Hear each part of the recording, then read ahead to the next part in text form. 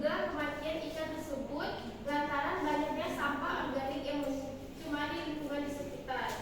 Seperti yang kita lihat di video, banyaknya sampah yang dibuang di laut, di Ternate, yang dimana di sini membuat ribuan ikan berukuran kecil hingga sedang ditemukan mati di pesisir pantai.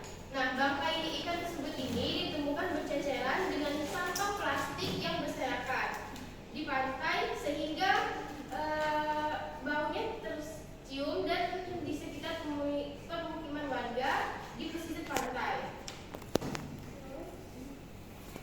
Nah, itu selanjutnya tadi itu kan sudah dijelaskan tentang contoh yang ada di Indonesia. Nah, sekarang itu contoh yang ada di luar negeri. Nah, yang seperti yang kalian lihat di sini itu ada 160 pulau-pulau terjerat sampah plastik di Bangladesh, yang mana puluhan pulau-pulau tersebut mati. Sekitar 160 pulau-pulau laut atau penyu ditemukan mengapung di pantai Bangladesh dengan kondisi terluka oleh sampah-sampah plastik. Nah, itu dampaknya kalau misalkan ada pencemaran laut akibat sampah-sampah plastik yang mana merusak ekosistem di laut, maupun hewannya atau terumbu karang di dalamnya itu bisa jadi akan terusak gitu. Terus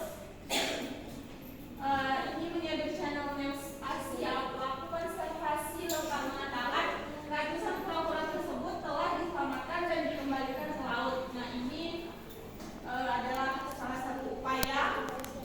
Terus tapi beberapa di antaranya tidak bisa bertahan.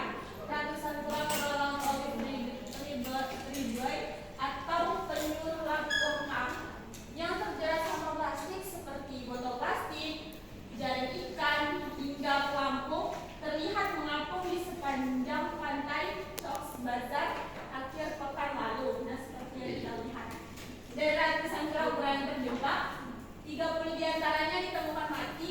Kelompok konservasi lokal telah mengubur mereka di pasir pantai.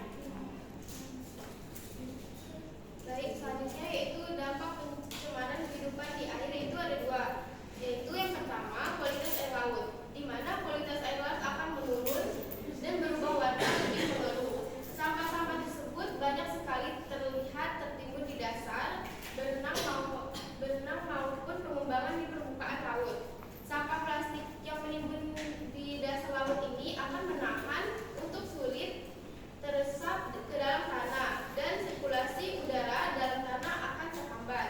Yang kedua yaitu kehidupan hewan di laut, yang dimana dari dua kasus yang sudah dijelaskan tadi itu, kasus yang sudah terjadi ditemukan banyaknya bangkai ikan yang terdampar di pantai dan ditemukan banyak sampah yang besar di perutnya. Jika sampah-sampah tersebut dikonsumsi dalam dosis yang besar oleh hewan laut, maka hewan tersebut akan mati. Nah, selanjutnya ini ada solusi dari pencemaran kehidupan di air, yang mana solusi untuk melindungi kehidupan laut yaitu dengan mengurangi penggunaan plastik. Terus ada melindungi dan merehabilitasi ekosistem laut seperti pemerintah mungkin untuk lebih merehabilitasi dan mendukung kebijakan konservasi laut. Nah, dari penjelasan kami membuka sesi pertanyaan. Kami membuka dua sesi pertanyaan kepada teman-teman yang ingin bertanya. Kami dua pertanyaan. Untuk teman-teman, kami berserah untuk bertanya. Ya, tunggu. Izin ya, dia mau nanya. Ini kan membahas tentang kehidupan di bawah air. Nah, kan kita tahu nih setiap negara itu mempunyai batas lautnya masing-masing kan. Nah, apakah kayak misalnya kita ingin menjaga Indonesia yang menjaga laut itu termasuk ke dalam SDGs nih, kehidupan di bawah, yang menjaga kehidupan di bawah air gitu, paham nggak Frida?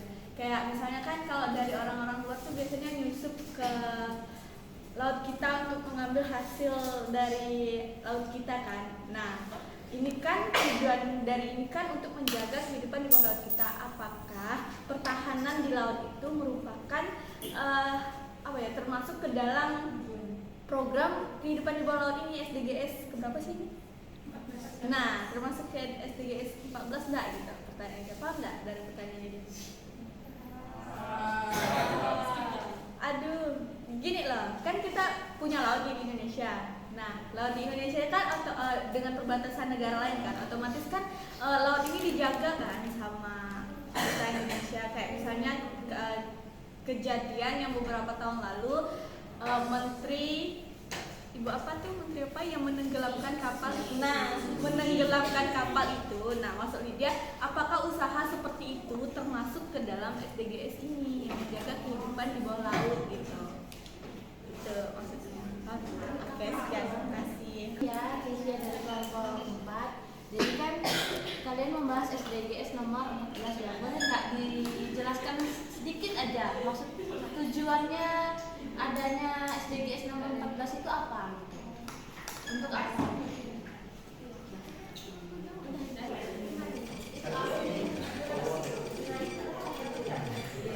Dua, tiga. Baik, saya akan menjawab pertanyaan dari Lydia, yaitu tentang ancaman terhadap kehidupan di bawah laut, yang dimana ekosistem di laut Indonesia itu kan pernah ada negara yang ingin mengambil hasil dari laut Indonesia. Nah, peran upaya dari pemerintah itu dengan meledakkan kapal yang mengambil ikan di Indonesia, yaitu sebanyak 13 kapal yang diledakkan di Indonesia. Nah, ancaman terhadap kehidupan di bawah laut ini yaitu ada dampak negatif dan dampak positif. Yang dimana dampak negatifnya itu pas saat peledakan itu kan otomatis tuh ikan menjadi ekosistem di laut itu menjadi terancam kan akibat bom yang diledakkan.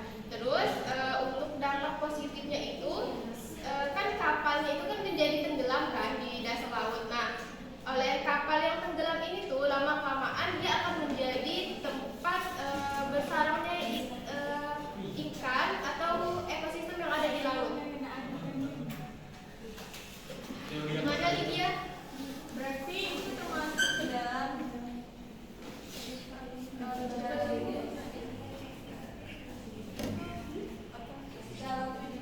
Iya, berarti dalam upaya pemerintah itu mewujudkan tujuan ini. Nah, gitu SDGs 14.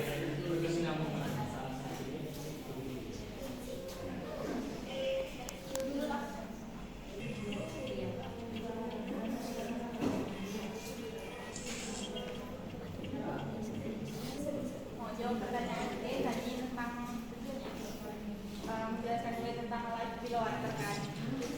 Seperti yang terlihat di slide ini, life below water itu kan kehidupan di bawah air. Yang mana perlindungan terhadap kehidupan bawah air ini sangat penting untuk menjaga keanekaragaman hayati dan ekosistem laut yang sehat dan keberlanjutan sumber daya bagi manusia. Jadi tujuannya SDGs nomor 14 ini untuk menjaga ekosistem laut. Ya, terus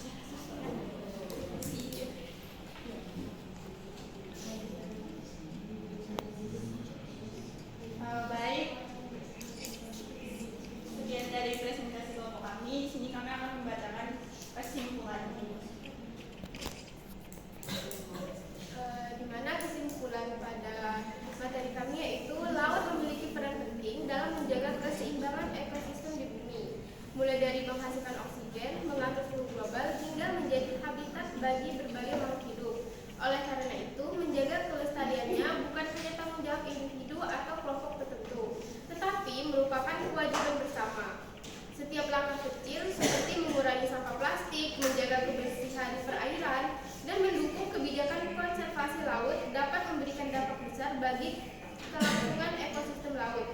Dengan meningkatkan kesadaran, kita dapat memastikan bahwa kehidupan di bawah air tetap terjaga demi keseimbangan bumi serta masa depan generasi mendatang.